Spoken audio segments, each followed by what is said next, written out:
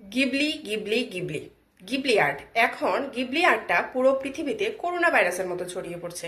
Even আমার ফেসবুকে ঝড় উঠে গেছে, সবাই গিবলি আর্টে নিজের ফটোকে ট্রান্সফার করে দিচ্ছে। कौन है ये लोग? कहां से आते हैं ये? তবে জানেন 1985 সালে আইও মিয়াজাকি নামে একজন চিত্রকার এই আর্টটার আবিষ্কার করেছিলেন।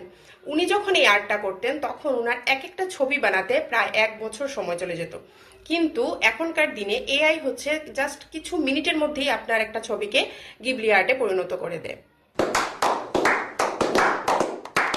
আজকালকার মানুষ নিজেকে শেষ করে দিচ্ছে, নিজেকে মেরে ফেলছে এবং এআই কে উন্নত করে ফেলছে। এই এআই কে উন্নত করাটা আসলে সুফল আসবে নাকি কুফল আসবে আমাদের পৃথিবীতে, এটা আসলে দেখার বিষয়। আপনার কি মতামত, এটা আমাকে কমেন্ট করে জানাতে পারেন। এআইটা আসলে ভালো নাকি খারাপ? আপনাদের কমেন্টের অপেক্ষায় রইলাম।